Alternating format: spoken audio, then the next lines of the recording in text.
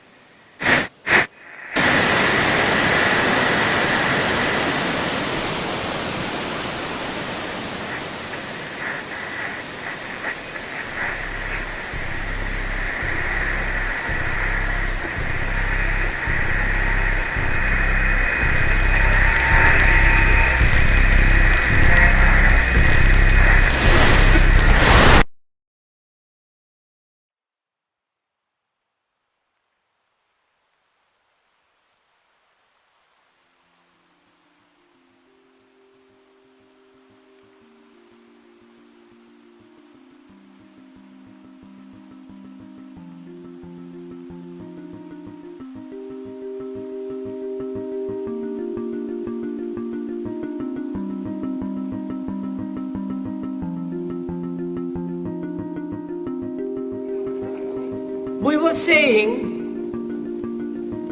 how very important it is to bring about in the human mind the radical revolution. The crisis is a crisis in consciousness, a crisis that cannot anymore accept the old norms, the old patterns, the ancient traditions. And considering what the world is now, with all the misery, conflict, destructive brutality, aggression, and so on, man is still as he was. He's still brutal, violent, aggressive, acquisitive, competitive, and he has built a society along these lines.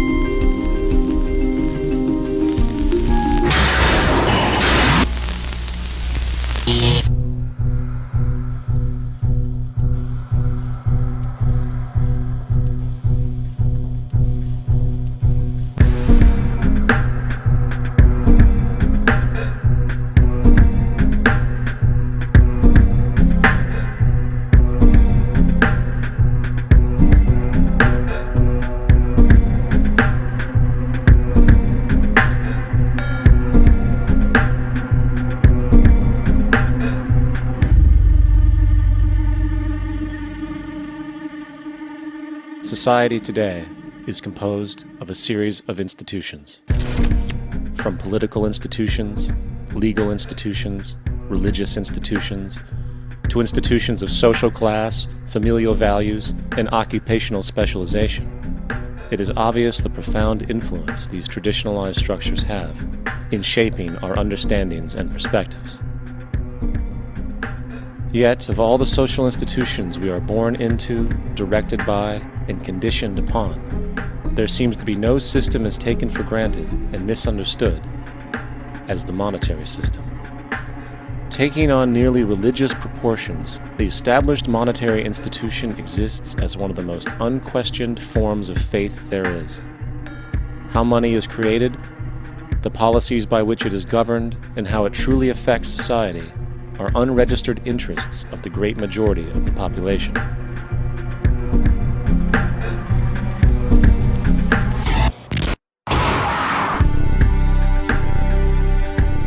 In a world where 1% of the population owns 40% of the planet's wealth, in a world where 34,000 children die every single day from poverty and preventable diseases, and where 50% of the world's population lives on less than $2 a day, one thing is clear: something is very wrong.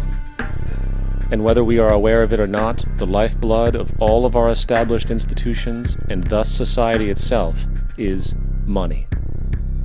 Therefore, understanding this institution of monetary policy is critical to understanding why our lives are the way they are. Unfortunately, economics is often viewed with confusion and boredom. Endless streams of financial jargon coupled with intimidating mathematics quickly deters people from attempts at understanding it. However, the fact is, the complexity associated with the financial system is a mere mask, designed to conceal one of the most socially paralyzing structures humanity has ever endured.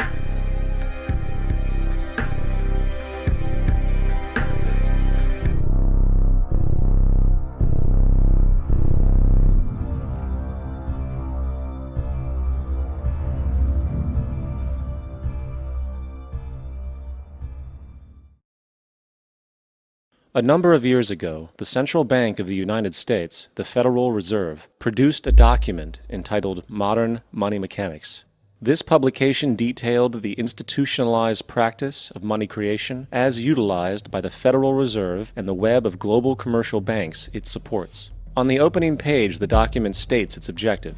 The purpose of this booklet is to describe the basic process of money creation in a fractional reserve banking system.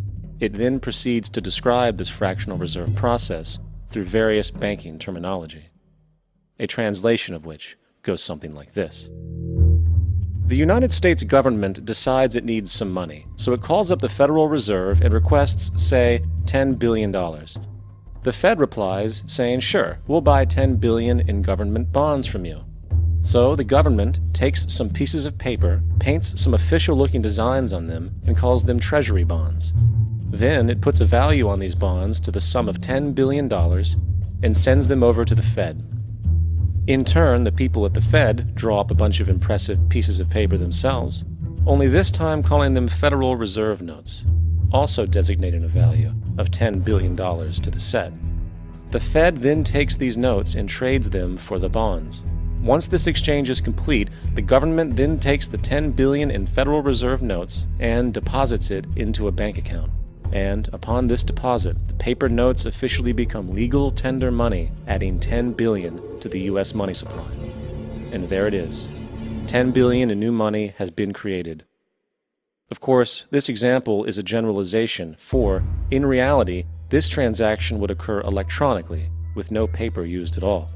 In fact, only 3% of the U.S. money supply exists in physical currency. The other 97% essentially exists in computers alone. Now, government bonds are, by design, instruments of debt, and when the Fed purchases these bonds, with money it essentially created out of thin air, the government is actually promising to pay back that money to the Fed. In other words, the money was created out of debt. This mind-numbing paradox of how money or value can be created out of debt or a liability will become more clear as we further this exercise. So, the exchange has been made and now $10 billion sits in a commercial bank account. Here's where it gets really interesting.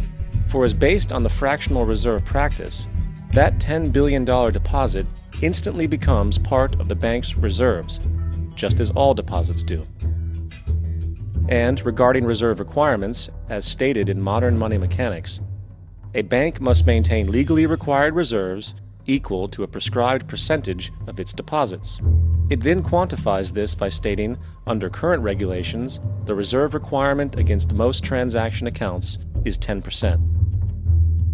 This means that with a $10 billion deposit, 10% or $1 billion is held as the required reserve, while the other $9 billion is considered an excessive reserve and can be used as the basis for new loans.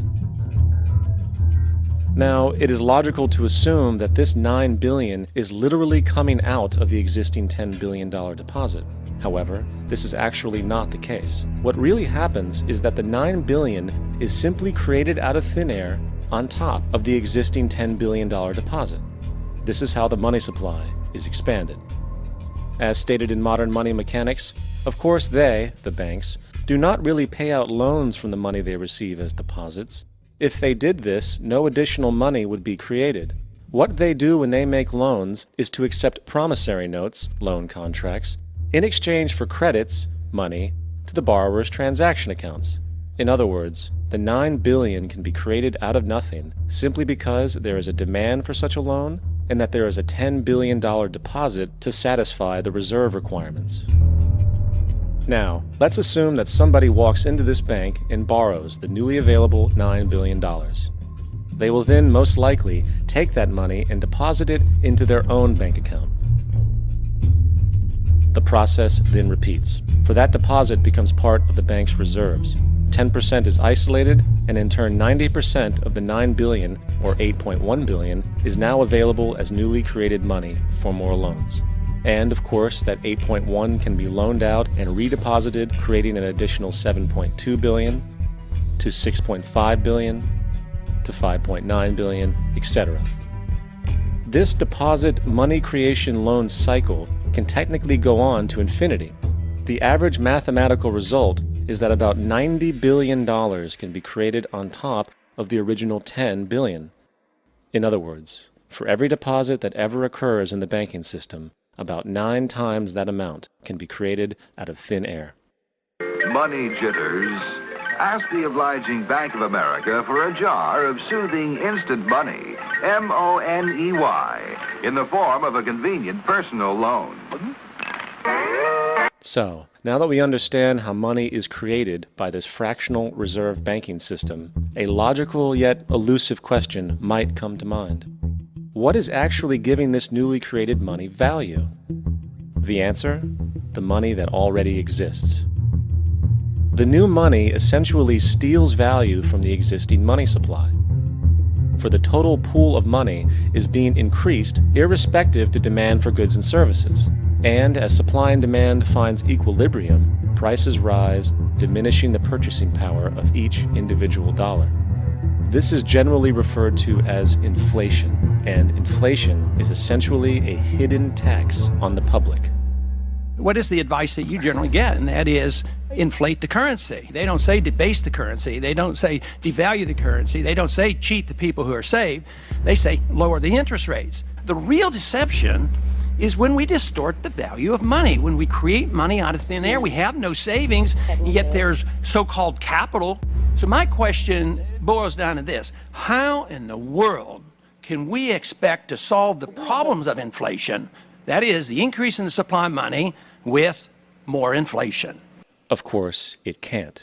The fractional reserve system of monetary expansion is inherently inflationary. For the act of expanding the money supply, without there being a proportional expansion of goods and services in the economy, will always debase a currency.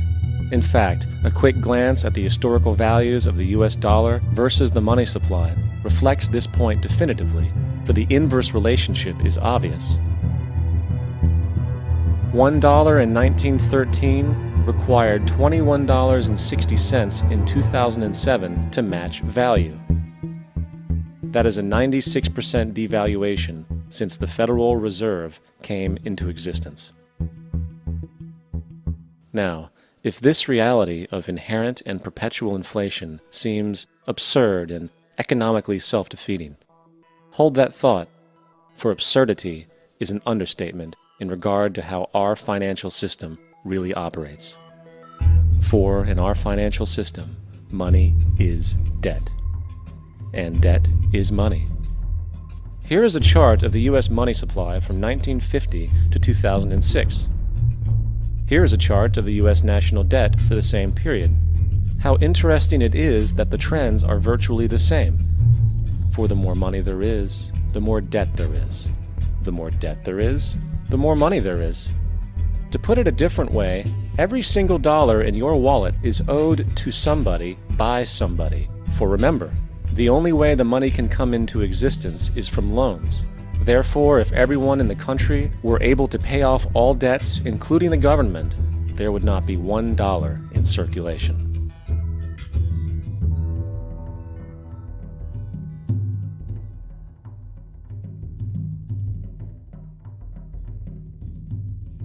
In fact, the last time in American history the national debt was completely paid off was in 1835, after President Andrew Jackson shut down the central bank that preceded the Federal Reserve.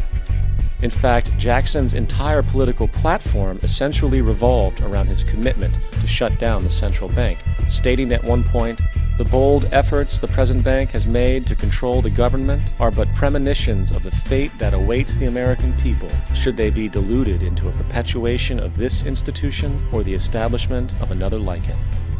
Unfortunately, his message was short-lived, and the international bankers succeeded to install another central bank in 1913, the Federal Reserve.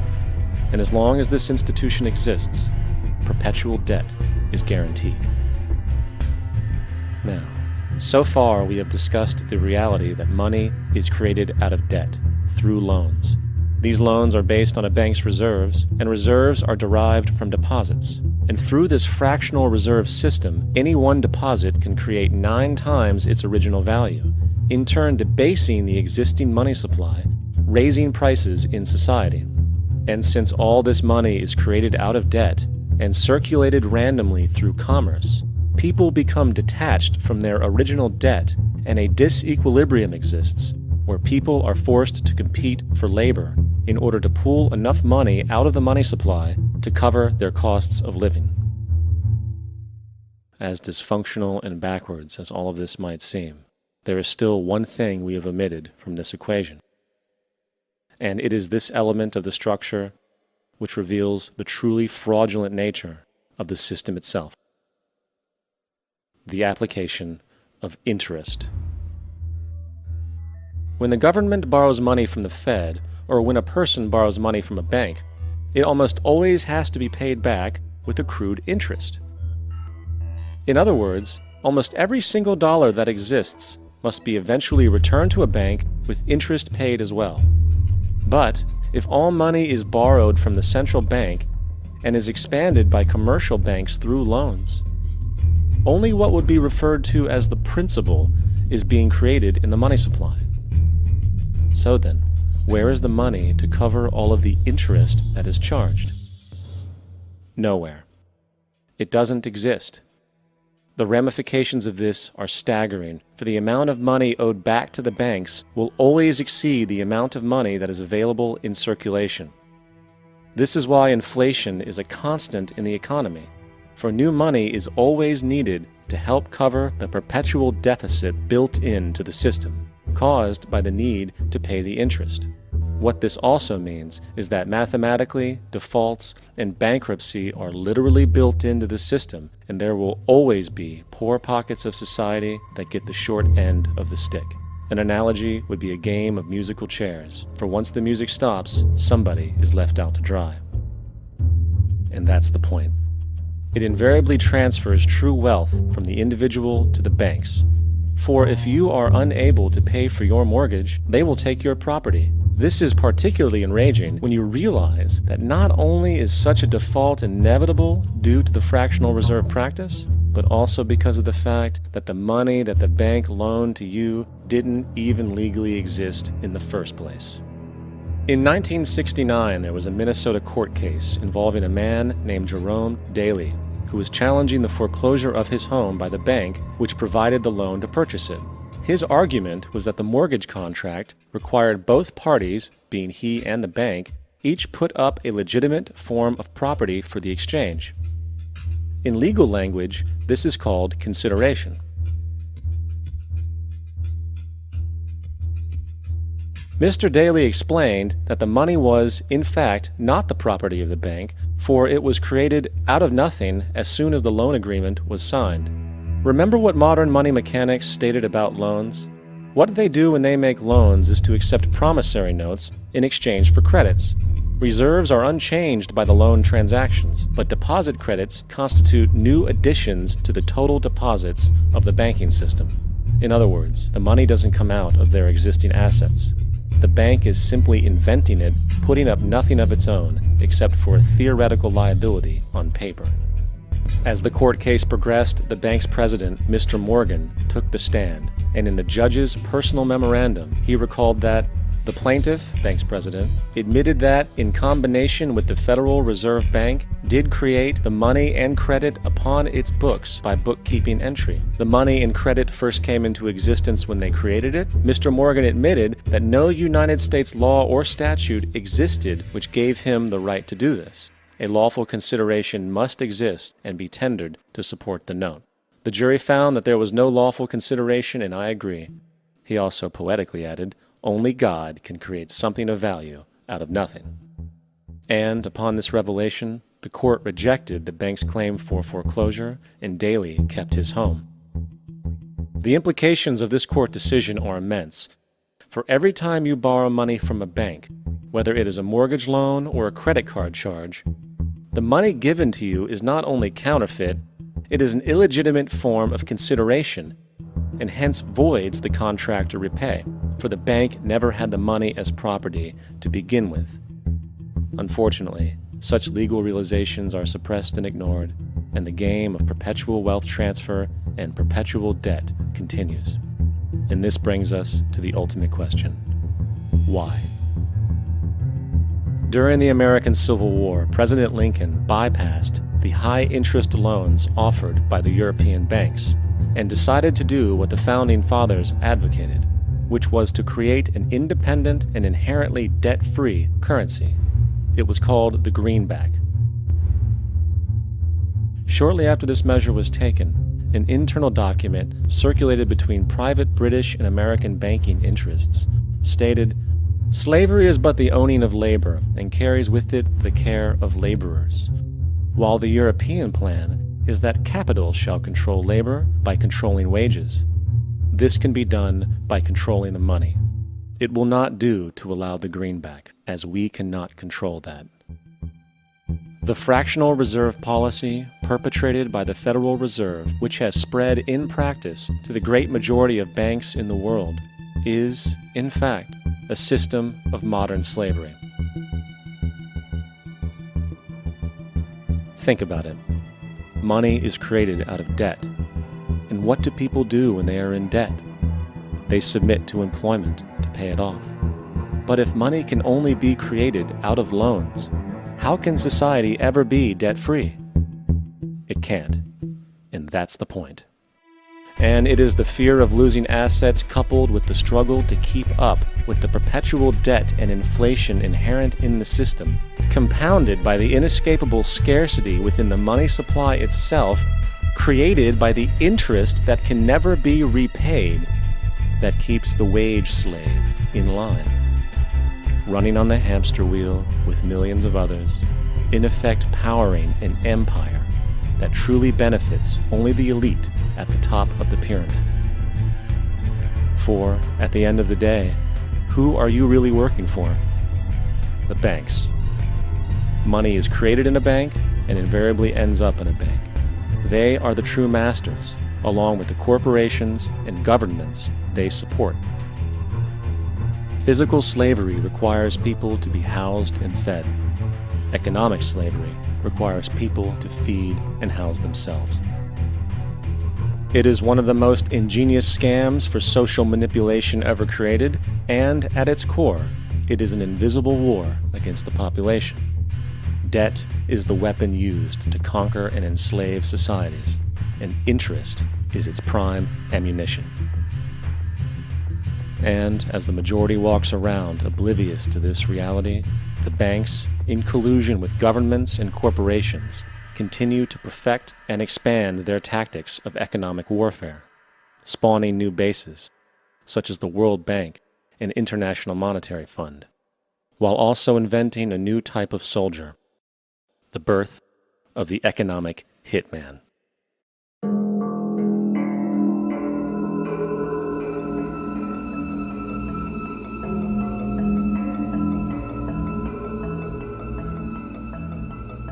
We economic hitmen really have been the ones responsible for creating this first truly global empire. And we work many different ways.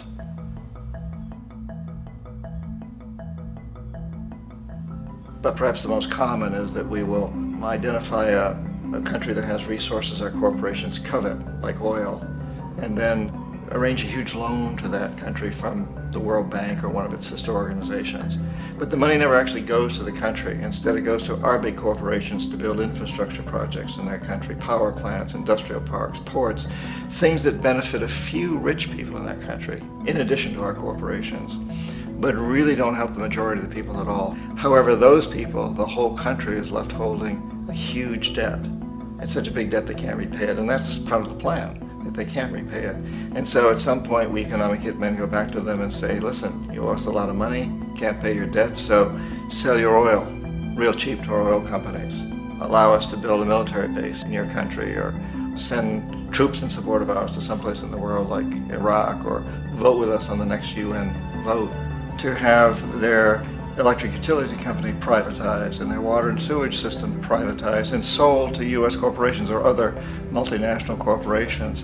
So there was that whole mushrooming thing, and it's so typical of the way the IMF and the World Bank work, that you put a country in debt, it's such a big debt it can't pay it, and then you offer to refinance that debt and pay even more interest.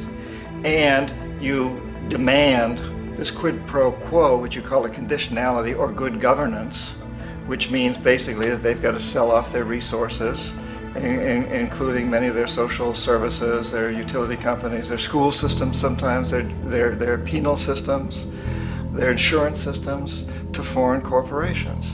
So it's a double, triple, quadruple whammy. The precedent for economic hitmen really began back in the early 50s when democratically elected Mossadegh, who was elected in Iran, he was considered to be the hope for democracy in the Middle East and around the world. He was Time Magazine's Man of the Year. But one of the things that he'd run on and began to implement was the idea that foreign oil companies needed to pay the Iranian people a lot more for the oil that they were taking out of Iran. The Iranian people should benefit from their own oil. Strange policy. We didn't like that, of course. But we were afraid to do what we normally were doing, which was to send in the military. Instead, we sent in one CIA agent, Kermit Roosevelt, Teddy Roosevelt's relative. And Kermit went in with a few $1 million and was very, very effective and efficient. And in a short amount of time, he managed to get Mossadegh overthrown and brought in the Shah of Iran to replace him, who always was favorable to oil. And it was extremely effective. Mobs overflow Tehran. Army officers shout that Mossadegh has surrendered and his regime as virtual dictator of Iran is ended. Pictures of the Shah are paraded through the streets as sentiment reverses. The Shah is welcomed home. So back here in the United States, in Washington, people looked around and said, wow, that was easy and cheap. So this established a whole new way of manipulating countries, of creating empire. The only problem with Roosevelt was that he was a card-carrying CIA agent, and had he been caught, the ramifications could have been pretty serious. So very quickly at that point, the decision was made to use private consultants to channel the money through the World Bank or the IMF or one of the other such agencies, to bring in people like me who worked for private companies, so that if we got caught, there would be no governmental ramifications.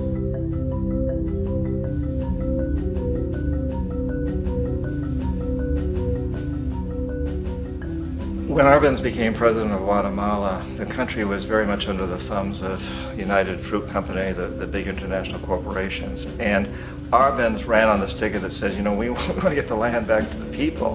And once he took power, he was implementing policies that would do exactly that, give land rights back to the people. United Fruit didn't like that very much. And so they hired a public relations firm, launched a huge campaign in the United States to convince the United States people, the citizens of the United States, and the press of the United States, and the Congress of the United States, that Arbenz was a Soviet puppet, and that if we allowed him to stay in power, the Soviets would have a foothold in this hemisphere. And that, at that point in time, was a huge fear on everybody's mind, the Red Terror, the Communist Terror. And so, to make a long story short, Out of this public relations campaign came a commitment on the part of the CIA and the military to take this man out. And in fact, we did. We sent in planes, we sent in soldiers, we sent in jackals, we sent everything in to take him out, and did take him out. And as soon as he was removed from office, the new guy that took over after him basically reinstated everything to the big international corporations, including United Fruit.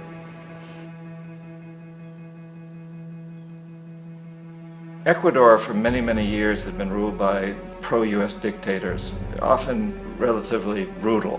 Then it was decided that they were going to have a truly democratic election. Jaime Roldos ran for office, and his main goal, he said, as president would be to make sure that Ecuador's resources were used to help the people. And he won, overwhelming, by more votes than anybody had ever won anything in Ecuador. And he began to implement these policies to make sure that the profits from oil went to help the people. Well, we didn't like that in the United States. I was sent down as one of several economic hitmen to change Roldos, to corrupt him, to bring him around, to let him know, okay, you can get very rich, you and your family, if you play our game, but if you continue to try to keep these policies you've promised, you're going to go. He wouldn't listen. He was assassinated. As soon as the plane crashed, the whole area was cordoned off.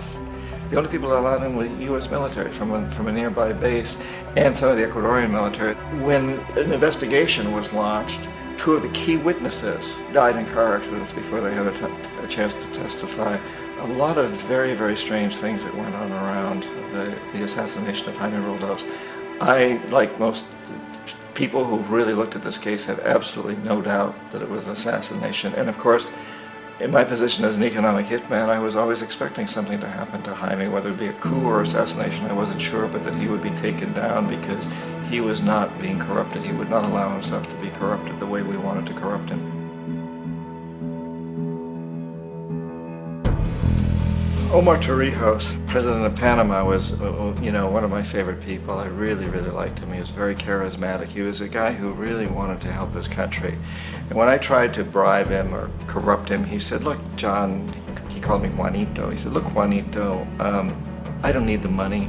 What I really need is for my country to be treated fairly. I need for the United States to repay the debts that you owe my people for all the destruction you've done here. I need to be in a position where I can help other Latin American countries win their independence and be free of this terrible presence from the north that you people are exploiting us so badly. I need to have the Panama Canal back in the hands of the Panamanian people. That's what I want. And so, leave me alone. Don't try to bribe me. It was 1981, and in May, Jaime Roldos was assassinated. And Omar was very aware of this. Torrijos got his family together and he said, I'm probably next, but it's okay because I've done what I came here to do. I've renegotiated the canal. The canal will now be in our hands. He just finished negotiating the treaty with Jimmy Carter.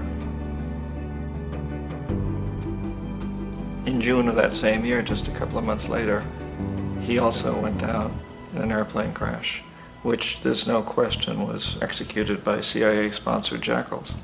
Tremendous amount of evidence that one of Torrijos' security guards handed him at the last moment as he was getting on the plane a tape recorder, a small tape recorder that contained a bomb.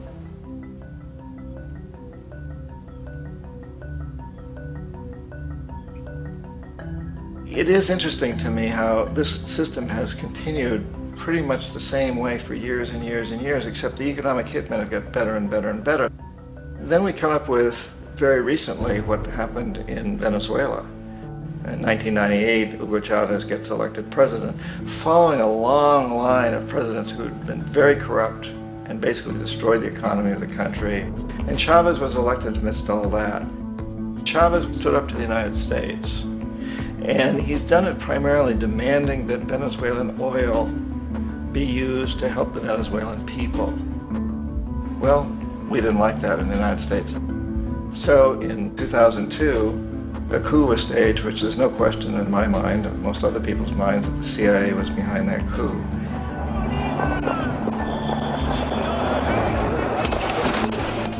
The way that that coup was fomented was very reflective of what Kermit Roosevelt had done in Iran, of paying people to go out into the streets to riot, to protest, to say this Chavez is very unpopular. You know, if you can get a few thousand people to do that, television can make it look like it's the whole country, and things start to mushroom. Except in the case of Chavez, he was smart enough, and the people were so strongly behind him that they overcame it, which was a phenomenal moment in the history of Latin America.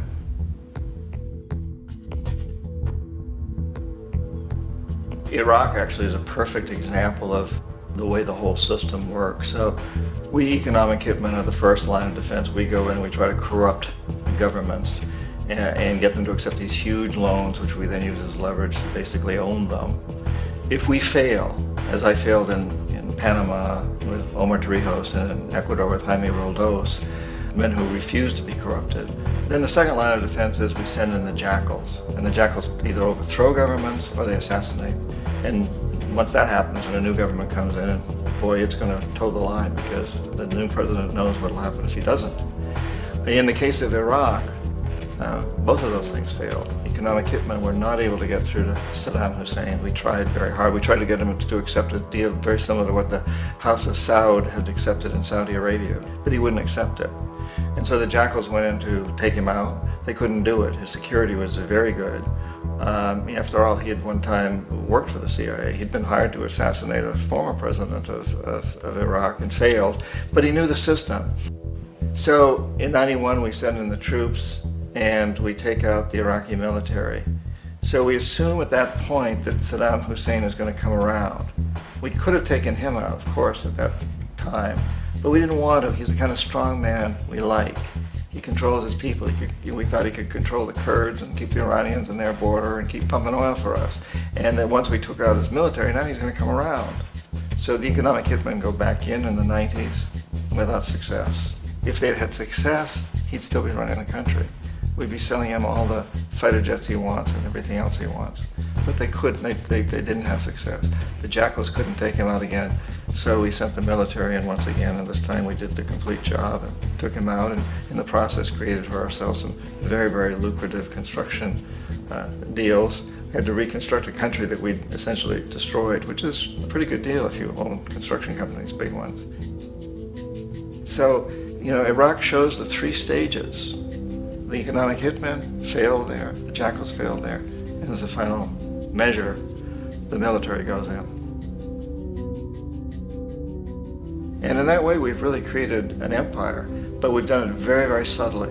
It's clandestine. All the empires of the past were built on the military, and everybody knew they were building them. So the British knew they were building them, the French, the Germans, the Romans, the Greeks, and they were proud of it. And they always had some excuse, like spreading civilization, spreading some religion, something like that. But they knew they were doing it.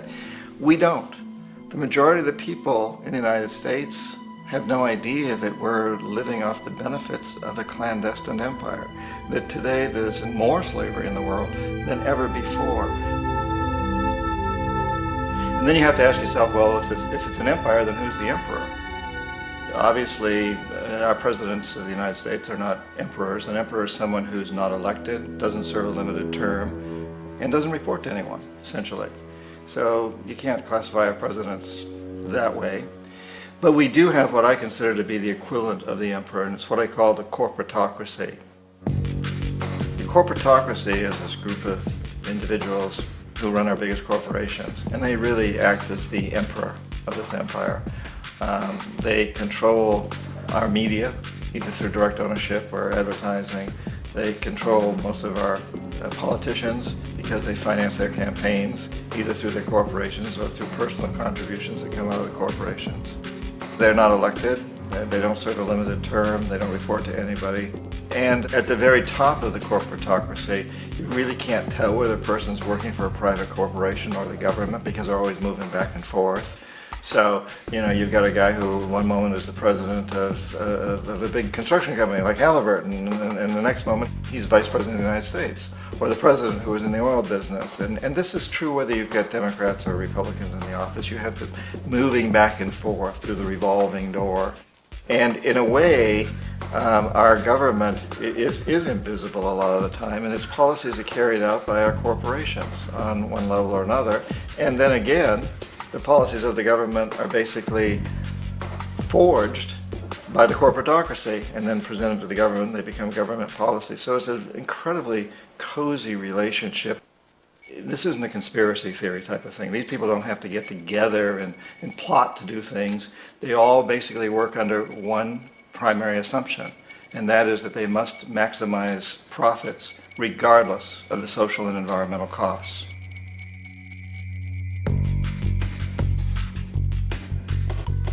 This process of manipulation by the corporatocracy through the use of debt, bribery, and political overthrow is called globalization.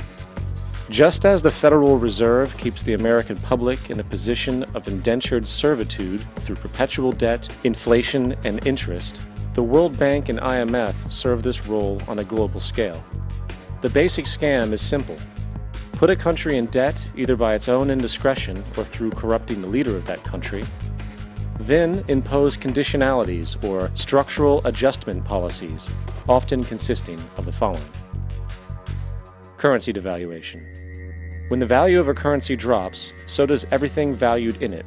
This makes indigenous resources available to predator countries at a fraction of their worth. Large funding cuts for social programs. These usually include education and healthcare, compromising the well-being and integrity of the society, leaving the public vulnerable to exploitation. Privatization of state-owned enterprises. This means that socially important systems can be purchased and regulated by foreign corporations for profit. For example, in 1999, the World Bank insisted that the Bolivian government sell the public water system of its third largest city to a subsidy of the U.S. corporation Bechtel. As soon as this occurred, water bills for the already impoverished local residents skyrocketed.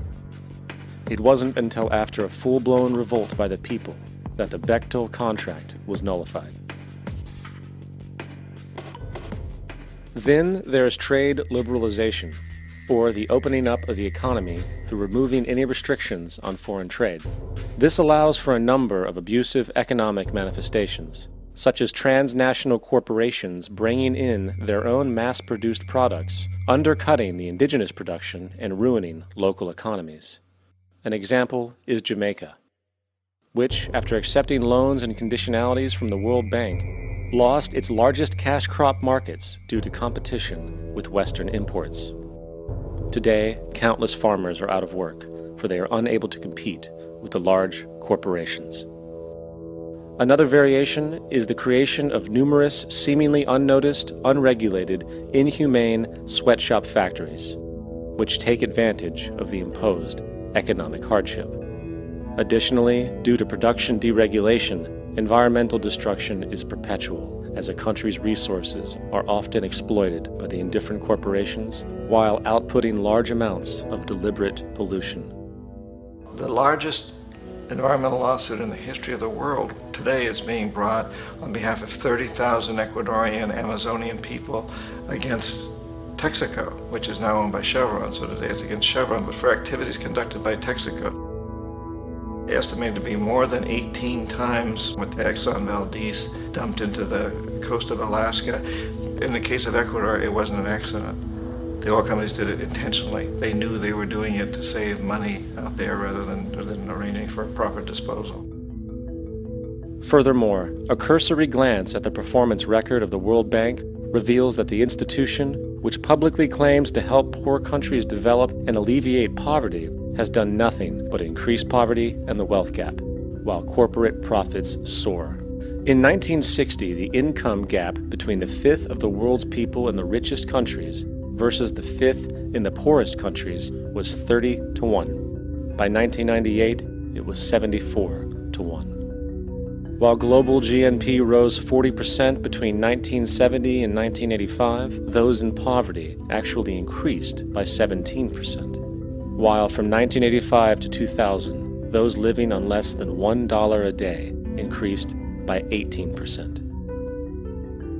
Even the Joint Economic Committee of the U.S. Congress admitted that there is a mere 40% success rate of all World Bank projects.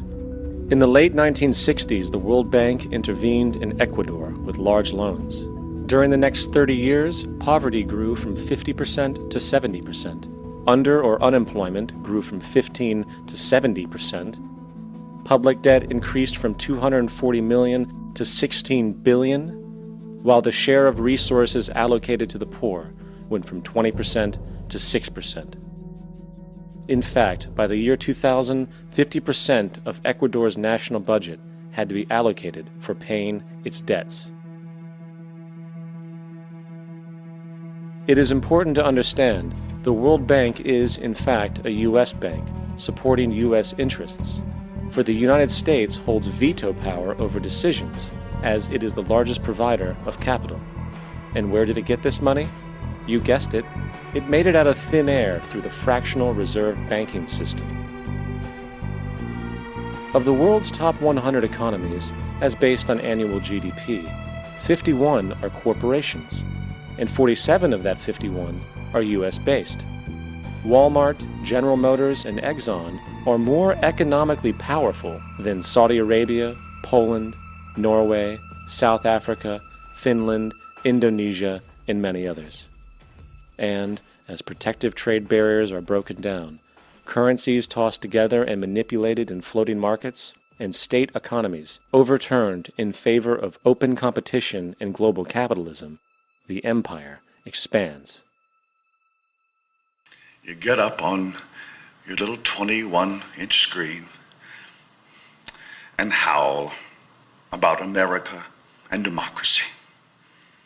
There is no America. There is no democracy. There is only IBM and ITT and AT&T and DuPont, Dow, Union Carbide, and Exxon. Those are the nations of the world today. What do you think the Russians talk about in their councils of state? Karl Marx? They get out their linear programming charts, statistical decision theories, minimax solutions, and compute the price-cost probabilities of their transactions and investments, just like we do. We no longer live in a world of nations and ideologies, Mr. Beale. The world is a college of corporations, inexorably determined by the immutable bylaws of business. The world is a business, Mr. Beale.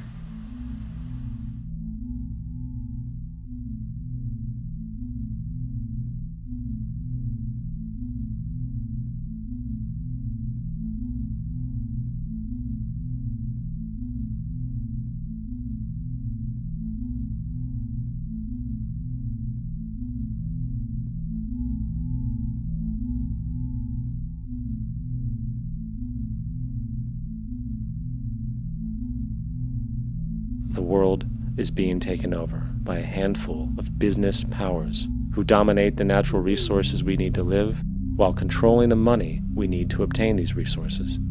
The end result will be world monopoly, based not on human life, but financial and corporate power. And as the inequality grows, naturally more and more people are becoming desperate. So the establishment was forced to come up with a new way to deal with anyone who challenges the system. So they gave birth to the terrorist. The term terrorist is an empty distinction, designed for any person or group who chooses to challenge the establishment. This isn't to be confused with the fictional Al-Qaeda, which was actually the name of a computer database for the US-supported Mujahideen in the 1980s.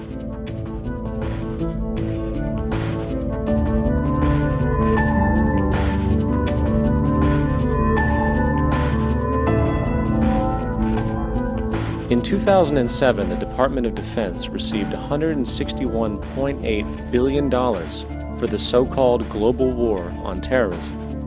According to the National Counterterrorism Center, in 2004, roughly 2,000 people were killed internationally due to supposed terrorist acts. Of that number, 70 were American. Using this number as a general average, which is extremely generous, it is interesting to note that twice as many people die from peanut allergies a year than from terrorist acts.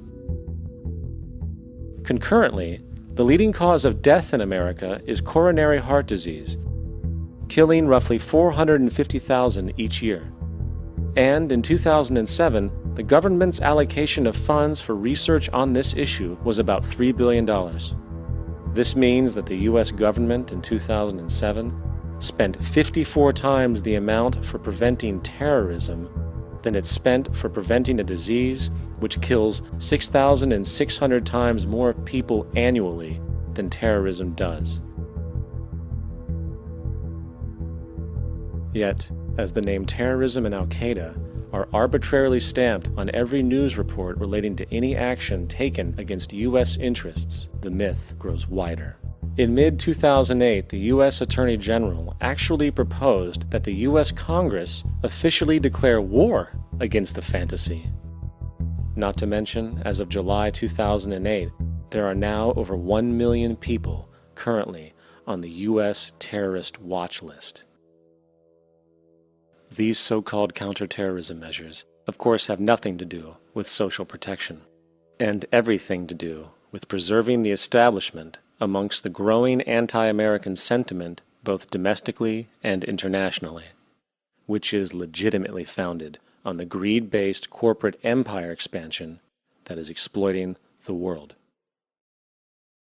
The true terrorists of our world do not meet at the docks at midnight or scream Allah Akbar before some violent action.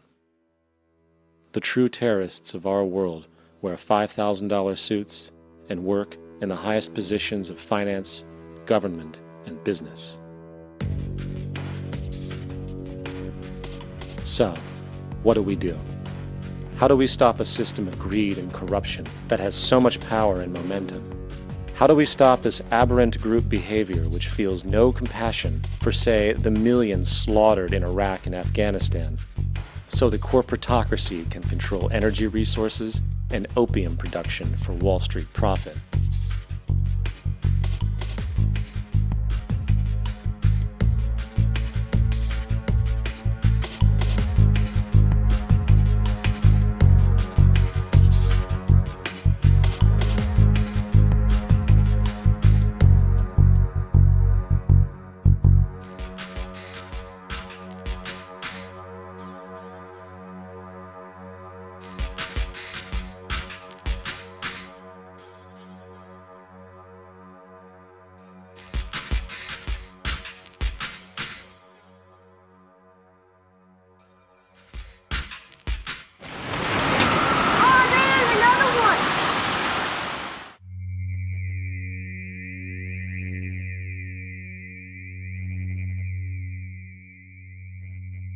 How do we stop a system of greed and corruption that condemns poor populations to sweatshop slavery for the benefit of Madison Avenue? Or that engineers false flag terror attacks for the sake of manipulation? Or that generates built-in modes of social operation which are inherently exploitative? Or that systematically reduces civil liberties and violates human rights in order to protect itself from its own shortcomings? How do we deal with the numerous covert institutions, such as the Council on Foreign Relations, the Trilateral Commission, and the Bilderberg Group, and other undemocratically elected groups which, behind closed doors, collude to control the political, financial, social, and environmental elements of our lives? In order to find the answer, we must first find the true underlying cause. For the fact is, the selfish, corrupt, power, and profit-based groups are not the true source of the problem. They are symptoms.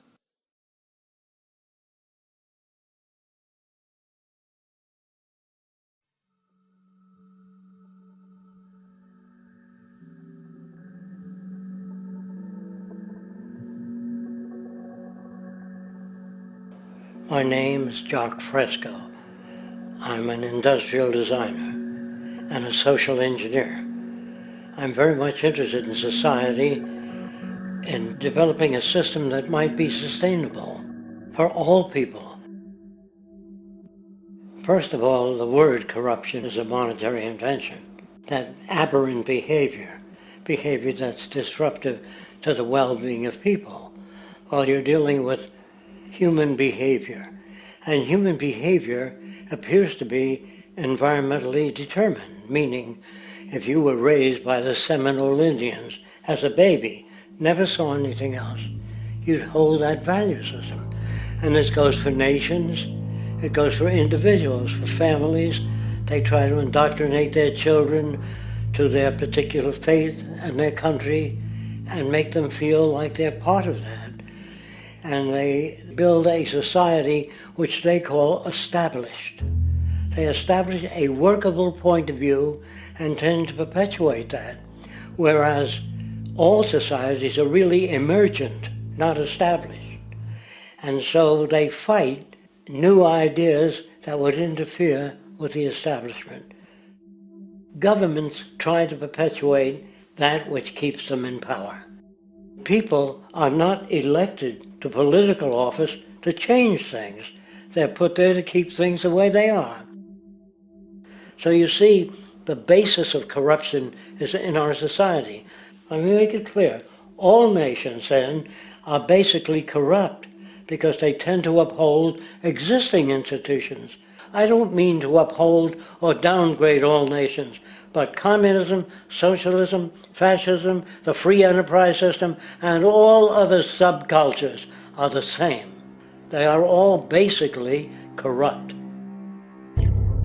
The most fundamental characteristic of our social institutions is the necessity for self-preservation. Whether dealing with a corporation, a religion, or a government, the foremost interest is to preserve the institution itself. For instance, the last thing an oil company would ever want is the utilization of energy that was outside of its control, for it makes that company less relevant to society. Likewise, the Cold War and the collapse of the Soviet Union was, in reality, a way to preserve and perpetuate the established economic and global hegemony of the United States.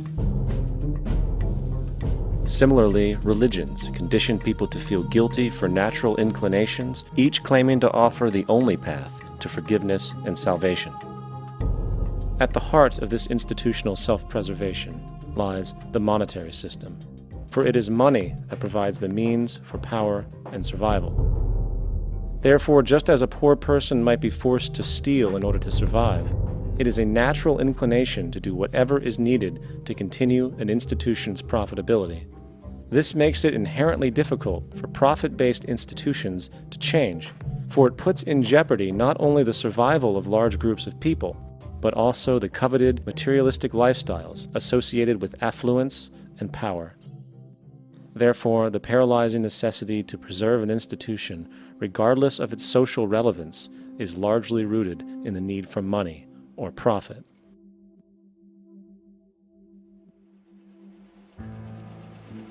What's in it for me is why people think. And so if a man makes money selling a certain product, naturally he's going to fight the existence of another product that may threaten his institution. Therefore, people cannot be fair, and people do not trust each other. A guy will come over to you and say, I got just the house you're looking for. He's a salesman. When a doctor says, I think your kidney has to come out, I don't know if he's trying to pay off a yacht or whether my kidney has to come out. It's hard in a monetary system to trust people. If you came into my store and I said, this lamp that I've got is pretty good, but the lamp next door is much better, I wouldn't be in business very long. It wouldn't work. If I were ethical, it wouldn't work. So when you say industry cares for people, that's not true. They can't afford to be ethical. So your system is not designed to serve the well-being of people. If you still don't understand that, there would be no outsourcing of jobs if they cared about people. Industry does not care. They only hire people because it hasn't been automated yet. So don't talk about decency and ethics. We cannot afford it and remain in business. It is important to point out that regardless of the social system, whether fascist, socialist, capitalist, or communist, the underlying mechanism is still money, labor, and competition. Communist China is no less capitalistic than the United States, The only difference is the degree by which the state intervenes in enterprise. The reality is that monetaryism, so to speak, is the true mechanism that guides the interests of all the countries on the planet. The most aggressive and hence dominant variation of this monetaryism is the free enterprise system. The fundamental perspective, as put forth by early free market economists like Adam Smith, is that self-interest in competition leads to social prosperity, as the act of competition creates incentive, which motivates people to persevere. However, what isn't talked about is how a competition-based economy invariably leads to strategic corruption, power and wealth consolidation, social stratification, technological paralysis, labor abuse, and, ultimately, a covert form of government dictatorship by the rich elite.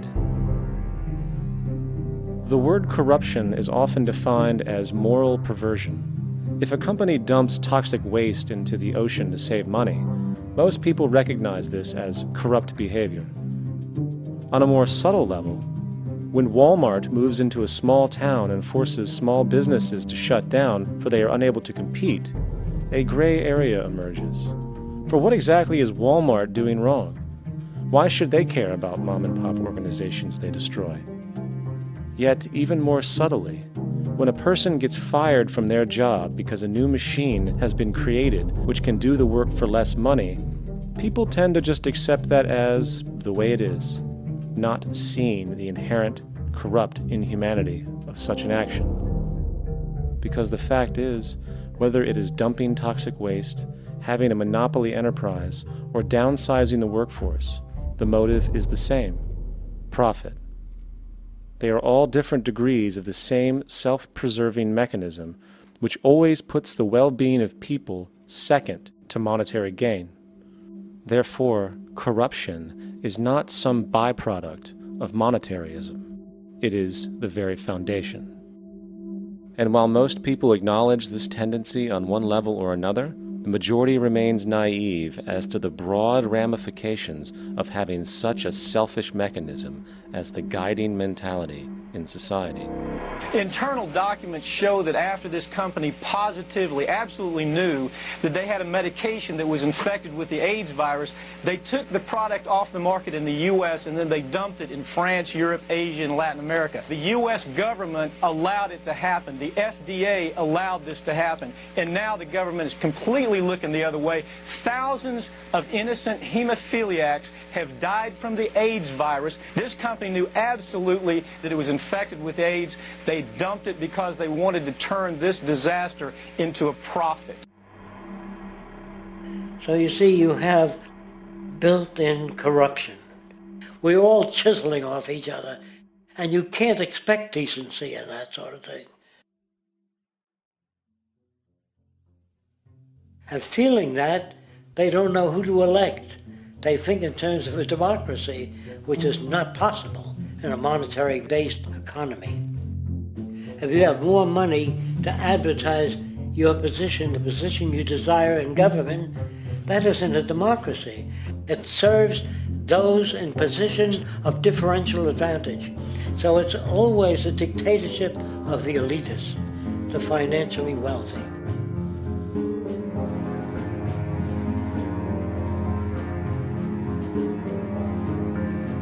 It is an interesting observation to note how seemingly unknown personalities magically appear on the scene as presidential candidates. Then, before you know it, somehow you are left to choose from a small group of extremely wealthy people who suspiciously have the same broad social view. Obviously, it's a joke. The people placed on the ballot are done so because they have been pre-decided to be acceptable by the established financial powers who actually run the show. Yet, many who understand this illusion of democracy often think, if only we could just get our honest, ethical politicians in power, then we would be okay. Well, while this idea, of course, seems reasonable in our established-oriented worldview, it is, unfortunately, another fallacy.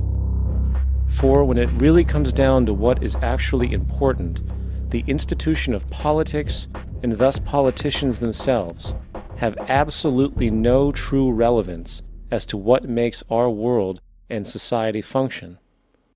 It's not politicians that can solve problems.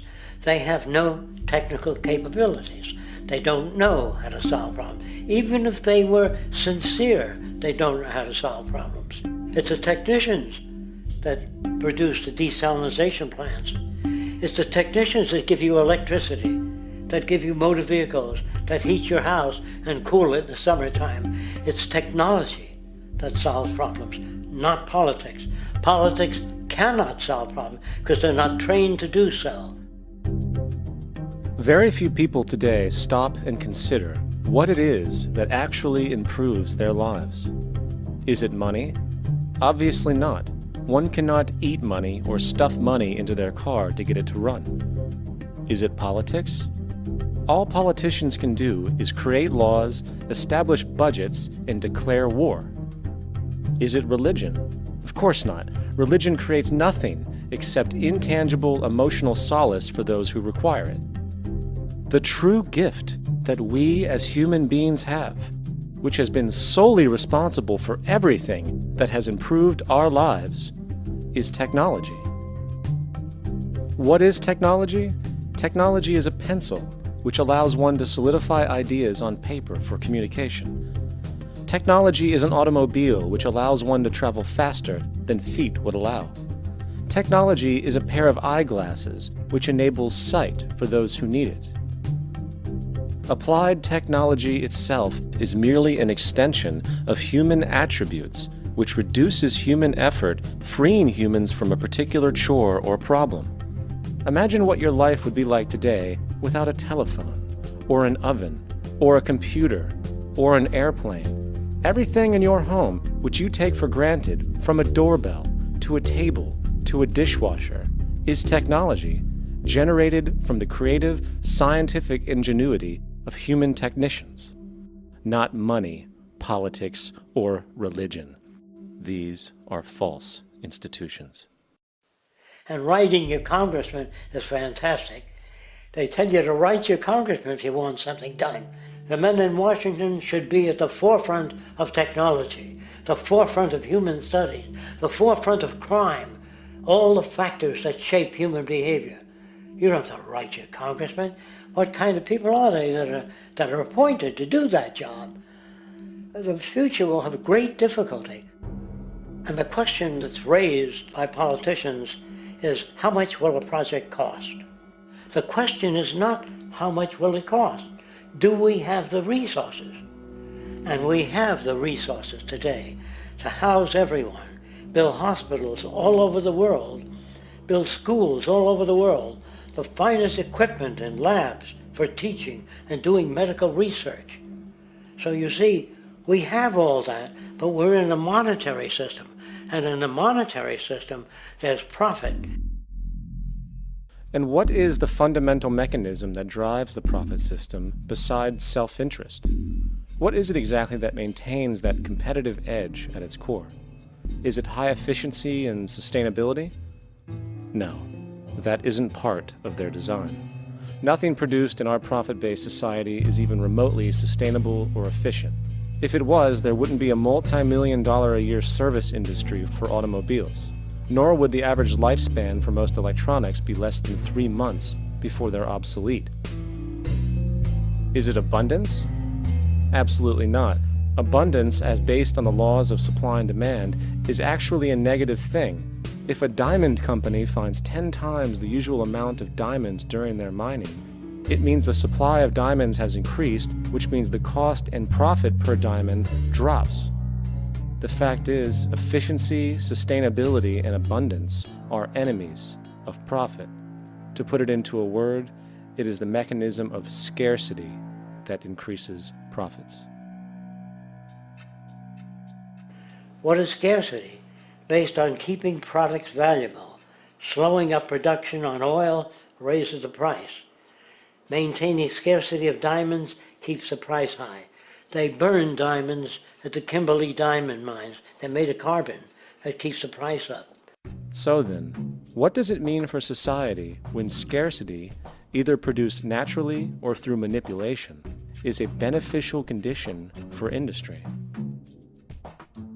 It means that sustainability and abundance will never ever occur in a profit system, for it simply goes against the very nature of the structure. Therefore, it is impossible to have a world without war or poverty. It is impossible to continually advance technology to its most efficient and productive states. And, most dramatically, it is impossible to expect human beings to behave in truly ethical or decent ways.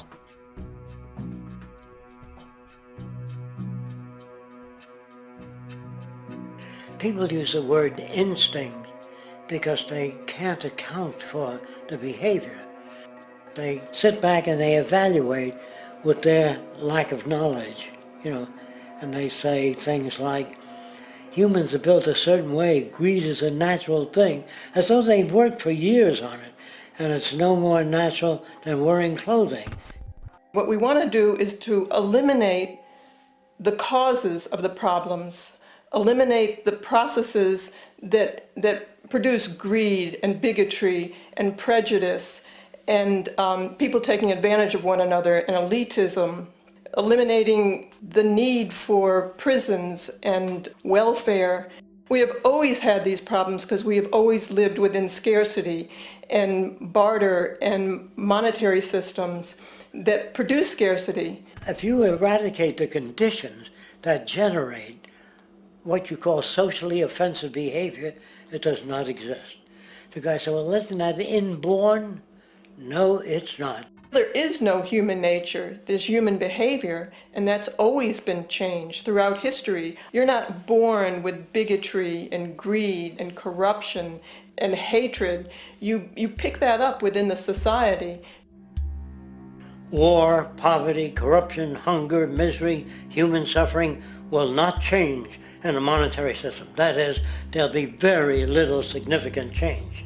It's going to take the redesign of our culture, our values, and it has to be related to the carrying capacity of the earth, not some human opinion or some politician's notions of the way the world ought to be, or some religious notions of the conduct of human affairs. And that's what the Venus Project is about. The society that we're about to talk about is a society that is free of all the old superstitions, incarceration, prisons, police, cruelty, and law. All laws will disappear, and the professions will disappear that are no longer valid, such as stockbrokers, bankers, advertising, gone forever, because it's no longer relevant. When we understand that it is technology devised by human ingenuity which frees humanity and increases our quality of life, we then realize that the most important focus we can have is on the intelligent management of the Earth's resources. For it is from these natural resources we gain the materials to continue our path of prosperity. Understanding this, we then see that money fundamentally exists as a barrier to these resources, for virtually everything has a financial cost. And why do we need money to obtain these resources? Because of real or assumed scarcity.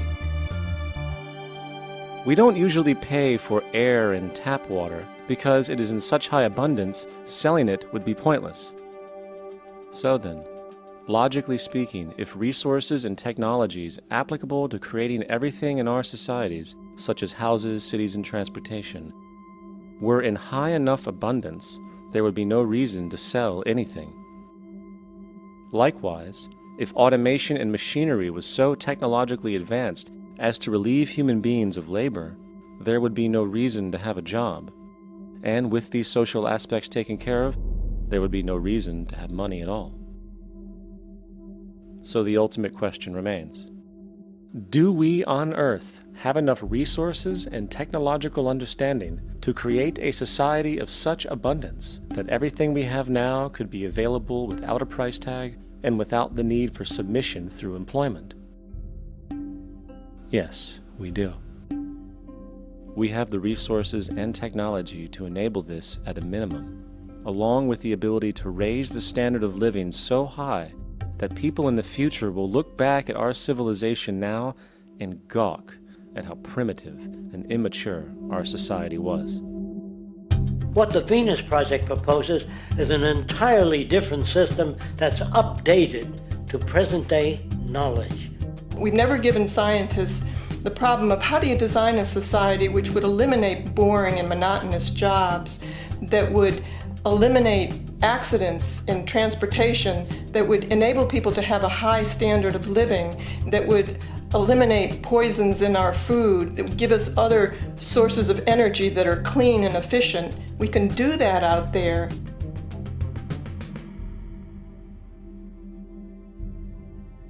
The major difference between a resource-based economy and a monetary system is that a resource-based economy is really concerned with people and their well-being, where a monetary system has become so distorted that the concerns of the people are really secondary, if they're there at all. The products that are turned out are for how much money you can get. If there is a problem in society and you can't earn money from solving that problem, then it won't be done. The resource-based economy is really not close to anything that's been tried. And with all our technology today, we can create abundance. It could be used to improve everyone's lifestyle. Abundance all over the world if we use our technology wisely and maintain the environment. It's a very different system, and it's very hard to talk about because the public is not that well enough informed as to the state of technology.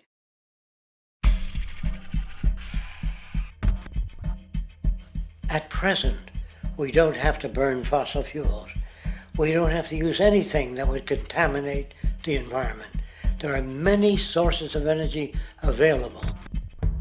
Alternative energy solutions pushed by the establishment, such as hydrogen, biomass, and even nuclear, are highly insufficient, dangerous, and exist only to perpetuate the profit structure that industry has created. When we look beyond the propaganda and self-serving solutions put forth by the energy companies, we find a seemingly endless stream of clean, abundant, and renewable energy for generating power. Solar and wind energy are well known to the public, but the true potential of these mediums remains unexpressed. Solar energy, derived from the sun, has such abundance that 1 hour of light at high noon contains more energy than what the entire world consumes in a year. If we could capture 0.01% of this energy, the world would never have to use oil, gas, or anything else. The question then is not availability, but the technology to harness it. And there are many advanced mediums today which could accomplish just that, if they were not hindered by the need to compete for market share with the established energy power structures. Then there's wind energy. Wind energy has long been denounced as weak, and due to being location-driven, impractical. This is simply not true. The U.S. Department of Energy admitted in 2007 that if wind was fully harvested in just 3 of America's 50 states, it could power the entire nation. And then there are the rather unknown mediums of tidal and wave power. Tidal power is derived from tidal shifts in the ocean. Installing turbines which capture this movement generates energy. In the United Kingdom, 42 sites are currently noted as available, forecasting that 34% of all the UK's energy could come from tidal power alone. Wave power, which extracts energy from the surface motions of the ocean, is estimated to have a global potential of up to 80,000 terawatt-hours a year. This means 50% of the entire planet's energy usage could be produced from this medium alone. Now, it is important to point out that tidal, wave, solar, and wind power requires virtually no preliminary energy to harness, unlike coal, oil, gas, biomass, hydrogen, and all the others. In combination, these 4 mediums alone, if efficiently harnessed through technology, could power the world forever. That being said, there happens to be another form of clean, renewable energy which trumps them all: geothermal power. Geothermal energy utilizes what is called heat mining, which, through a simple process using water, is able to generate massive amounts of clean energy. In 2006, an MIT report on geothermal energy found that 13,000 zettajoules of power are currently available in the Earth, with the possibility of 2,000 zettajoules being easily tappable with improved technology. The total energy consumption of all the countries on the planet is about half of a zettajoule a year. This means about 4,000 years of planetary power could be harnessed in this medium alone. And when we understand that the Earth's heat generation is constantly renewed, this energy is really limitless and could be used forever.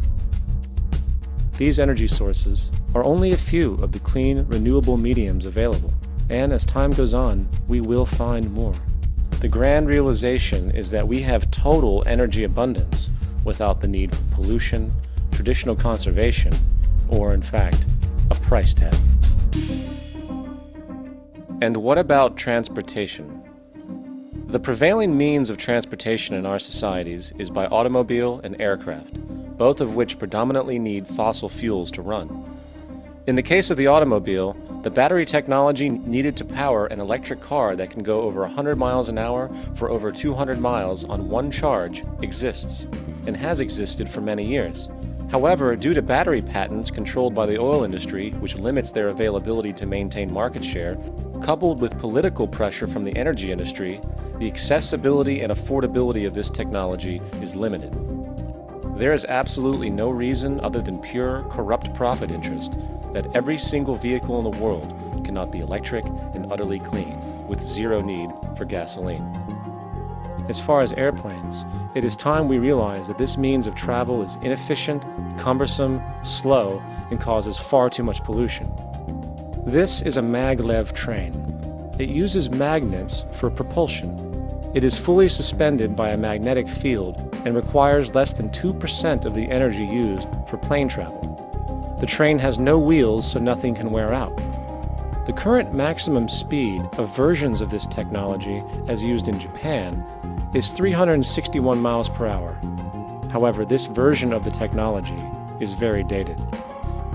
An organization called ET3, which has connections with the Venus Project, has established a tube-based maglev that can travel up to 4,000 miles per hour in a motionless, frictionless tube, which can go over land or underwater. Imagine going from LA to New York for an extended lunch break, or from Washington, D.C. to Beijing, China in 2 hours. This is the future of continental and intercontinental travel, fast, clean, with only a fraction of the energy usage we use today for the same means. In fact, between maglev technology, advanced battery storage, and geothermal energy, there would be no reason to ever burn fossil fuels again. And we can do this now if we were not held back by the paralyzing profit structure. Now, America is inclined toward fascism. It has a propensity by its dominant philosophy and religion to uphold the fascist point of view. American industry is essentially a fascist institution. If you don't understand that, the minute you punch that time clock, you walk into a dictatorship. We're given notions about the respectability of work, and I really look at it as being paid slavery. They're brought up to believe that you shall earn your living by the sweat of your brow. That holds people back, freeing people from drudgery, repetitive jobs which make them ignorant. You rob them. In our society, that is a resource-based economy, machines free people. You see, we can't imagine that because we've never known that kind of world.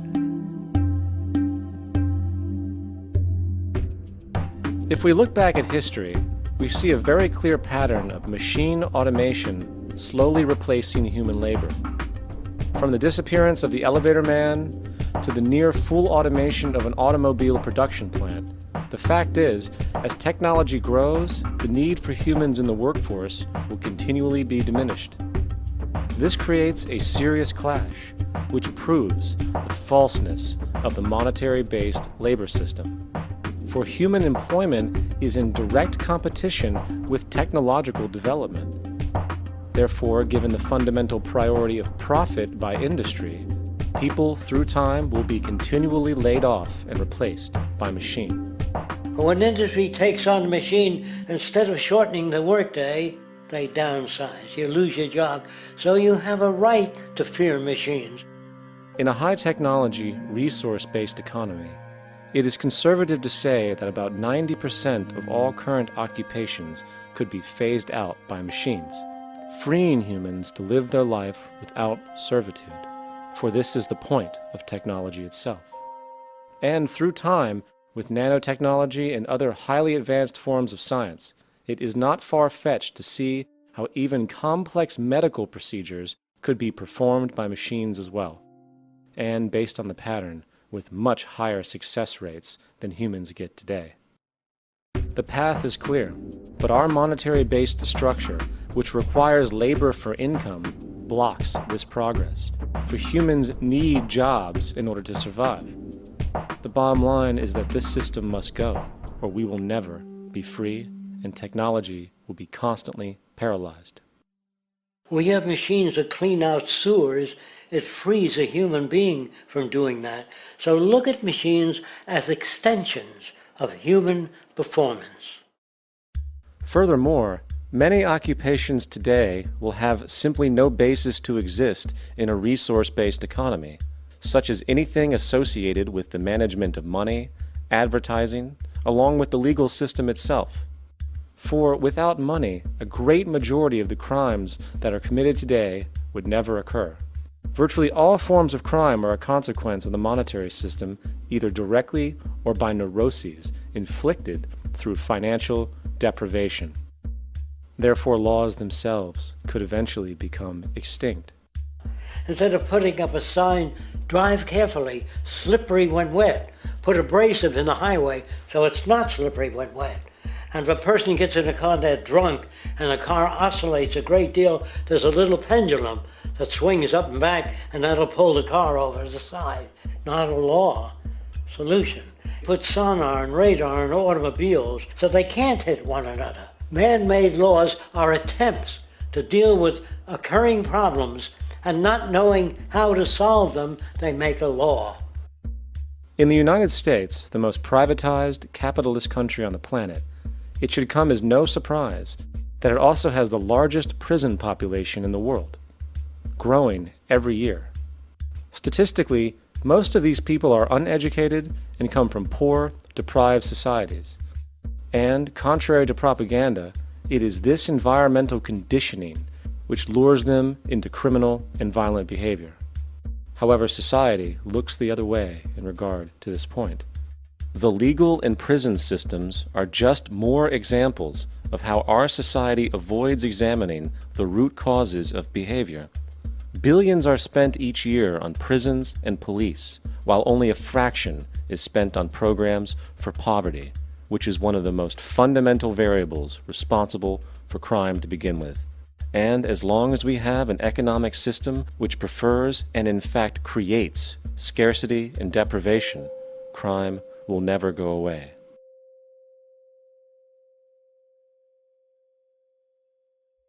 If people have access to the necessities of life without servitude, debt, barter, trade, they behave very differently. You want all these things available without a price tag. Now then, you've got to have a price tag. Well, what'll motivate people? Man gets everything he wants, he just lay around in the sun. This is a myth they perpetuate. People in our culture are trained to believe that the monetary system produces incentive. If they have access to things, why should they want to do anything? They will lose their incentive. That's what you're taught to support the monetary system. When you take money out of the scenario, there would be different incentives, very different incentives. When people have access to the necessities of life, their incentives change. What about the moon and the stars? New incentives arise. If you make a painting that you will enjoy giving it to other people, not selling it.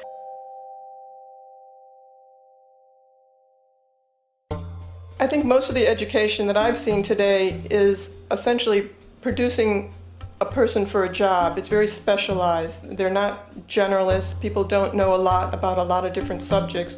I don't think you could get people to go to war if they knew a lot about a lot of things. I think education is mostly rote, and they're not taught how to solve problems. They're not given the tools, emotionally or within their own field, of how to do critical thinking. A resource-based economy, the education would be very different. Our society's major concern is mental development and to motivate each person to their highest potential. Because our philosophy is the smarter people are, the richer the world, because everybody becomes a contributor. The smarter your kids are, the better my life will be, because they'll be contributing more constructively to the environment and to my life, because everything that we devise within a resource-based economy would be applied to society. There would be nothing to hold it back. Patriotism, weapons, armies, navies, all that is a sign that we're not civilized yet. Kids will ask their parents, "Didn't you see the necessity of the machines? Dad, couldn't you see that war was inevitable when you produce scarcity? Isn't it obvious?" Of course the kid will understand that you were pinheads, raised merely to serve the established institutions. We're such an abominable, sick society that we won't make the history book. They just say that large nations took land from smaller nations, used force and violence. You'll get history talked about as corrupt behavior all the way along until the beginning of the civilized world. That's when all the nations work together. World unification, working toward common good for all human beings, and without anyone being subservient to anyone else. Without social stratification, whether it be technical elitism or any other kind of elitism, eradicated from the face of the earth. The state does nothing because there is no state. Because there is no state. The system I advocate, a resource-based global economy, is not perfect. It's just a lot better than what we have. We can never achieve perfection.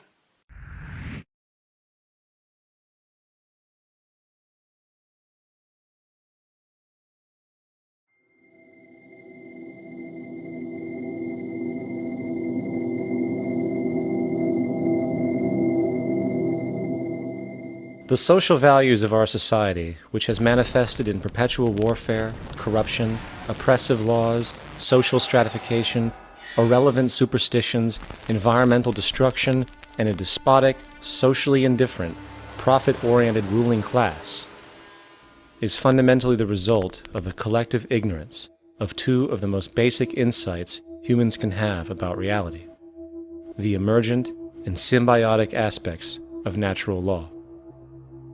The emergent nature of reality is that all systems, whether it is knowledge, society, technology, philosophy, or any other creation, will, when uninhibited, undergo fluid, perpetual change. What we consider commonplace today, such as modern communication and transportation, would have been unimaginable in ancient times.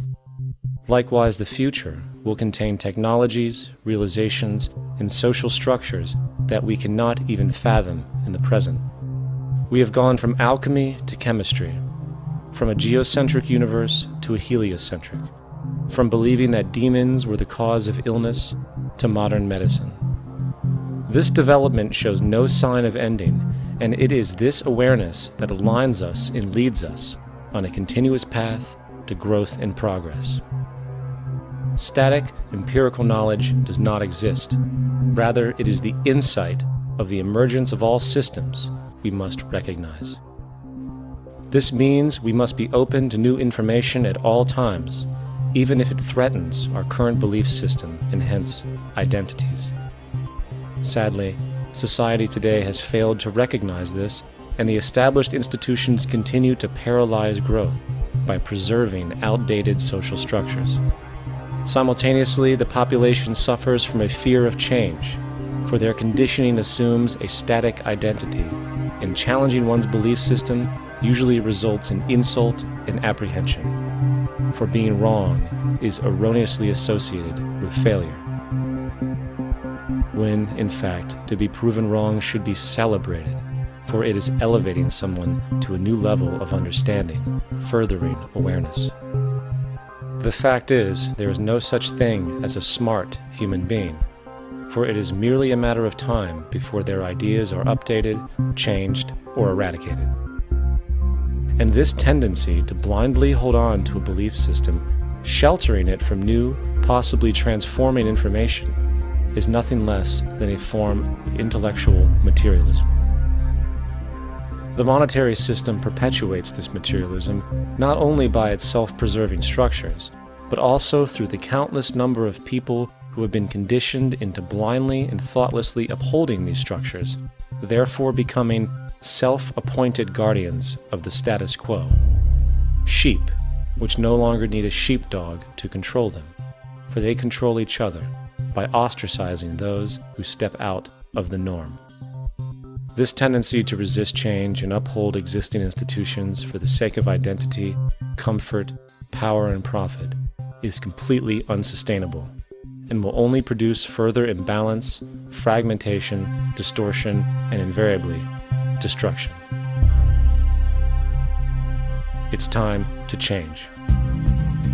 From hunters and gatherers to the agricultural revolution to the industrial revolution, the pattern is clear.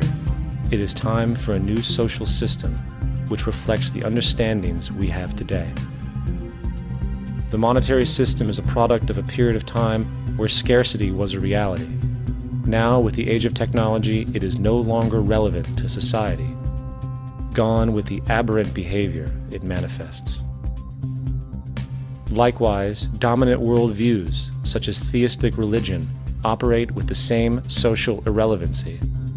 Islam, Christianity, Judaism, Hinduism, and all of the others exist as barriers to personal and social growth, for each group perpetuates a closed worldview, and this finite understanding that they acknowledge is simply not possible in an emergent universe. Yet, religion has succeeded in shutting down the awareness of this emergence by instilling the psychological distortion of faith upon its followers, where logic and new information is rejected in favor of traditionalized, outdated beliefs. The concept of God is really a method of accounting for the nature of things. In the early days, people didn't know enough about how things formed, how nature worked, so they invented their own little stories. And they made God in their own image. A guy that gets angry. When people don't behave right, he creates floods and earthquakes. They say it's an act of God. A cursory glance at the suppressed history of religion reveals that even the foundational myths themselves are emergent culminations, developed through influence over time. For example, a cardinal doctrine of the Christian faith is the death and resurrection of Christ. This notion is so important that the Bible itself states, "And if Christ be not risen, then is our preaching vain, and your faith is also vain." Yet it is very difficult to take this account literally, for not only is there no primary source denoting this supernatural event in secular history, awareness of the enormous number of pre-Christian saviors who also died and were resurrected immediately puts the story in mythological territory by association.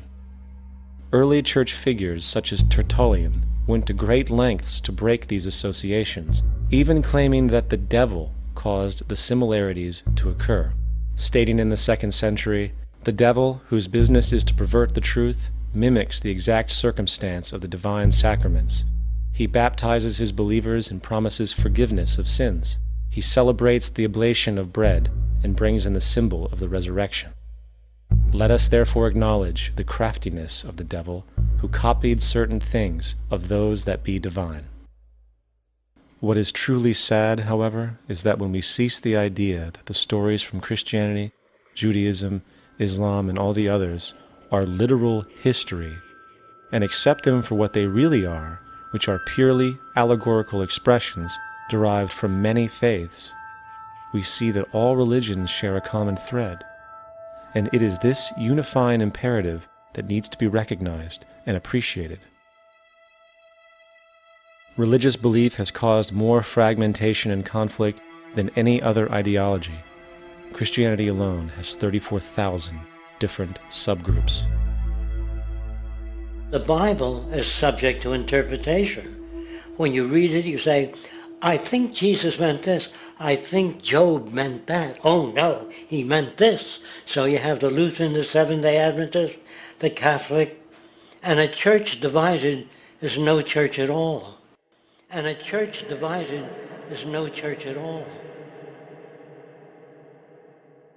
And this point on division, which is a trademark of all theistic religions, brings us to our second failure of awareness, the false assumption of separation through the rejection of the symbiotic relationship of life.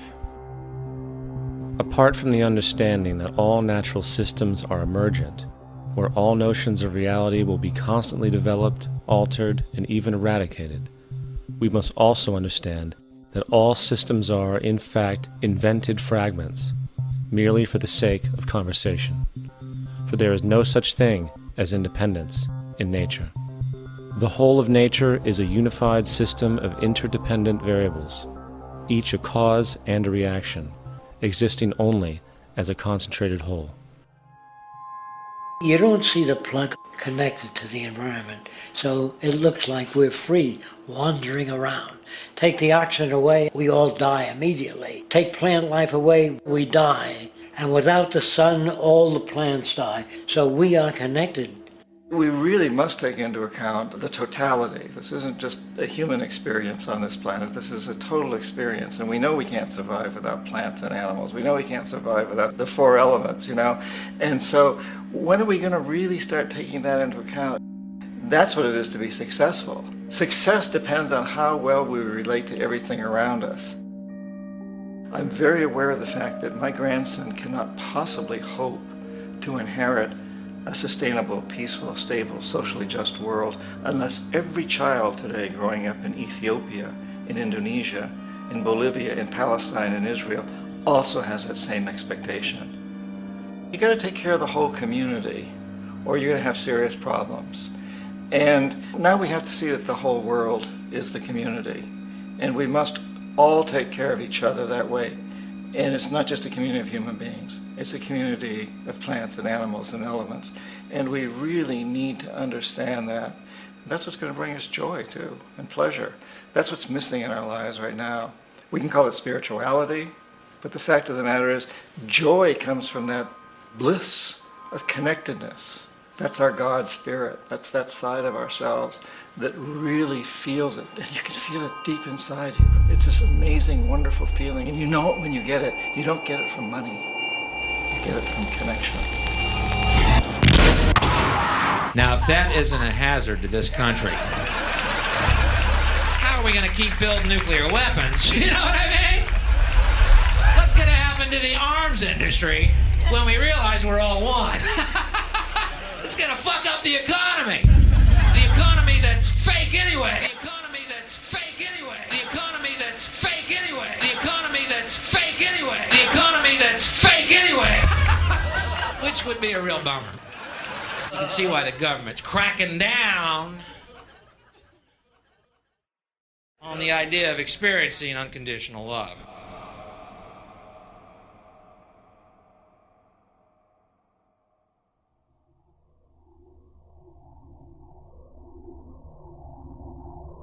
Once we understand that the integrity of our personal existences are completely dependent on the integrity of everything else in our world, we have truly understood the meaning of unconditional love. For love is extensionality, and seeing everything as you and you as everything can have no conditionalities. For, in fact, we are all everything at once. If it's true that we're all from the center of a star, every atom in each of us from the center of a star, then we're all the same thing. Even a Coke machine or a cigarette butt in the street in Buffalo is made out of atoms that came from a star. They've all been recycled thousands of times, as have you and I. And therefore, it's only me out there. So what is there to be afraid of? What is there that needs solace-seeking? Nothing. There's nothing to be afraid of because it's all us. The trouble is we have been separated by being born and given a name and an identity and being individuated. We've been separated from the oneness, and that's what religion exploits, that people have this yearning to be part of the overall one again. So they exploit that. They call it God. They say he has rules. And I think it's cruel. I think you can do it absent religion.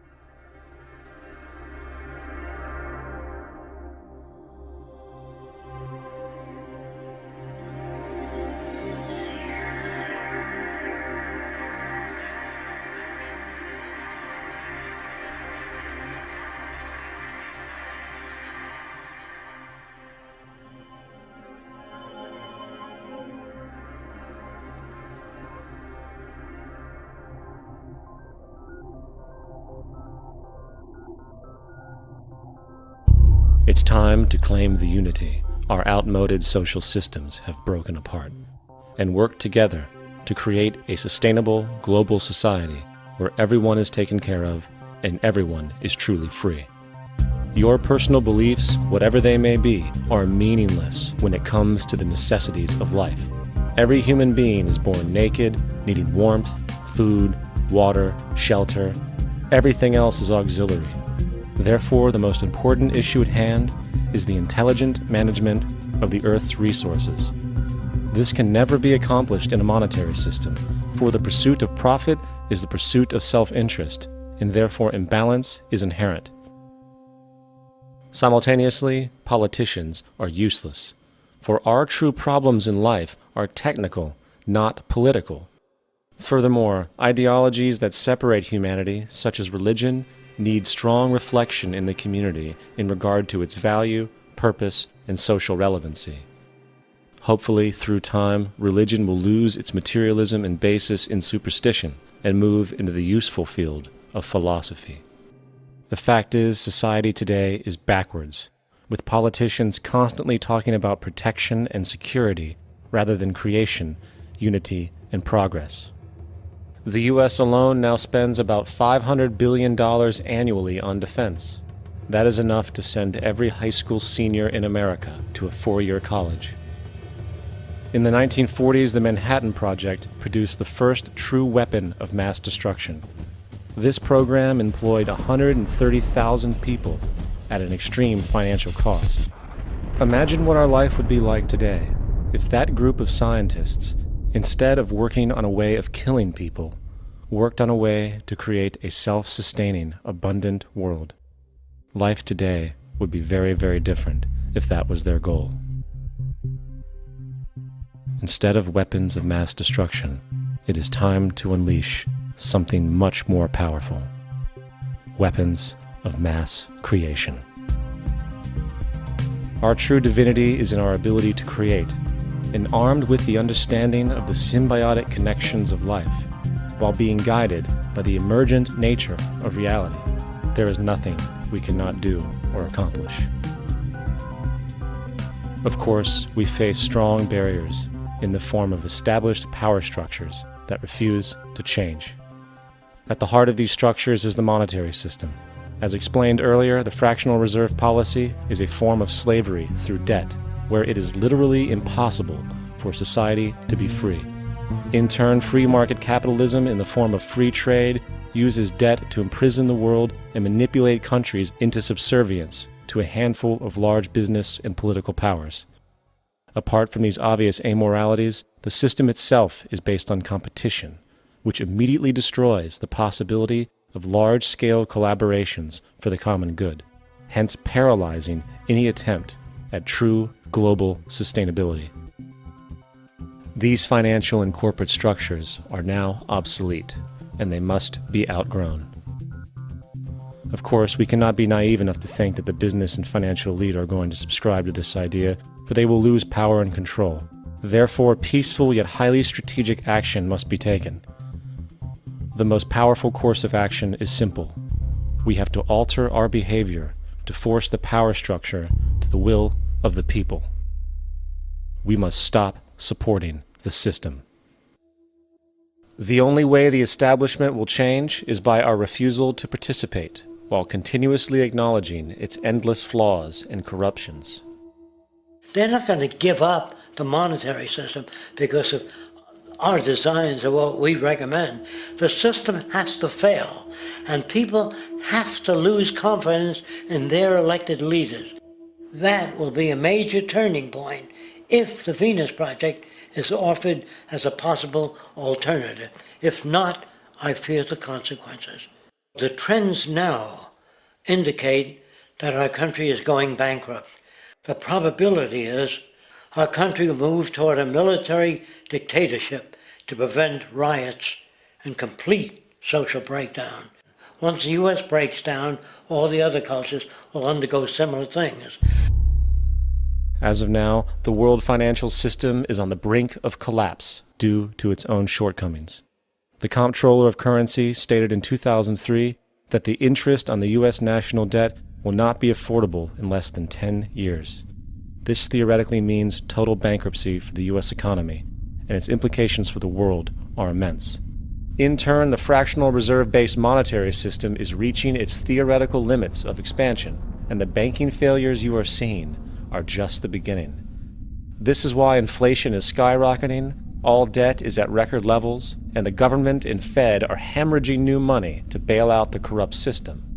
For the only way to keep the banks going is by making more money.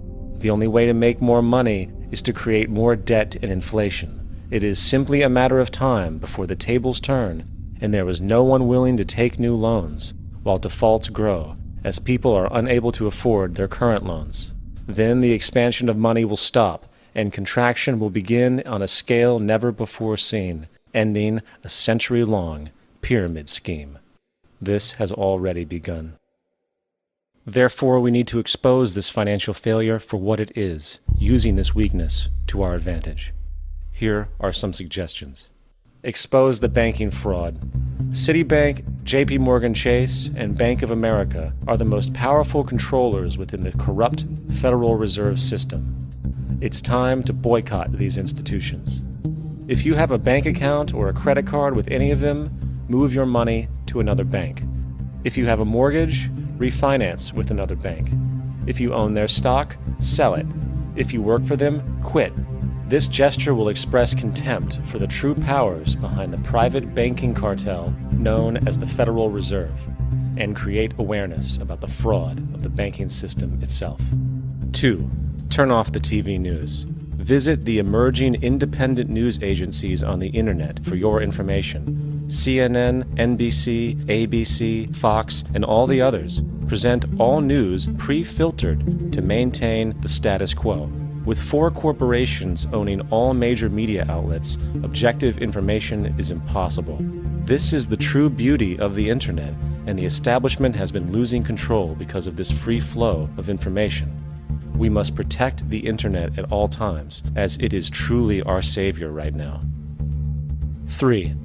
Don't ever allow yourself, your family, or anyone you know to ever join the military. This is an obsolete institution now used exclusively for maintaining an establishment that is no longer relevant. U.S. soldiers in Iraq work for U.S. corporations, not the people. Propaganda forces us to believe that war is natural and the military is an honorable institution. Well, if war is natural, why are there 18 suicides every single day by American veterans who have post-traumatic stress disorder? If our military men and women are so honored, why is it that 25% of the American homeless population are veterans? 4. Stop supporting the energy companies. If you live in a detached house, get off the grid. Investigate every means of making your home self-sustainable with clean energy. Solar, wind, and other renewable energies are now affordable consumer realities, and considering the never-ending rising cost of traditional energies, it will likely be a cheaper investment over time. If you drive, get the smallest car you can, and consider using one of the many conversion technologies that can enable your car to be a hybrid, electric, or run on anything other than establishment fuels.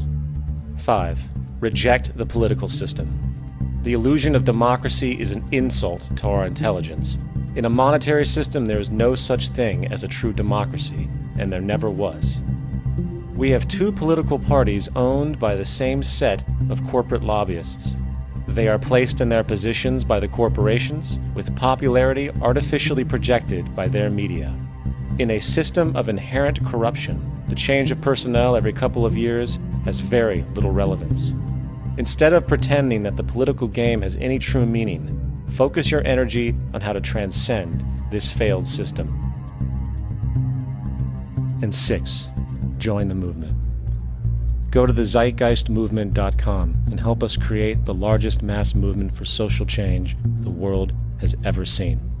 We must mobilize and educate everyone about the inherent corruption of our current world system, along with the only true sustainable solution, declaring all the natural resources on the planet as common heritage to all people, while informing everyone as to the true state of technology and how we can all be free if the world works together rather than fights. The choice lies with you. You can continue to be a slave to the financial system and watch the continuous wars, depressions, and injustice across the globe while placating yourself with vain entertainment and materialistic garbage. Or you can focus your energy on true, meaningful, lasting, holistic change, which actually has the realistic ability to support and free all humans with no one left behind.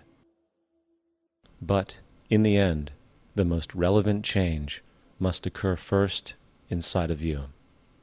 The real revolution is the revolution of consciousness, and each one of us first needs to eliminate the divisionary, materialistic noise we have been conditioned to think is true, while discovering, amplifying, and aligning with the signal coming from our true empirical oneness.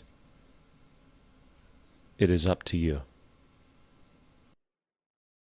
What we are trying in all these discussions and talks here is to see if we cannot radically bring about a transformation of the mind.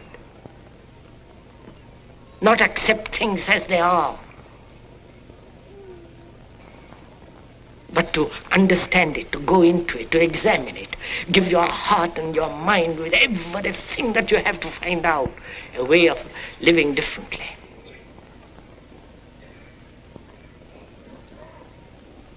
But that depends on you and not somebody else. Because in this there is no teacher, no pupil, there is no leader, there is no guru, there is no master, no savior. You yourself are the teacher and the pupil, you are the master, you are the guru, you are the leader. You are everything. And to understand is to transform what is.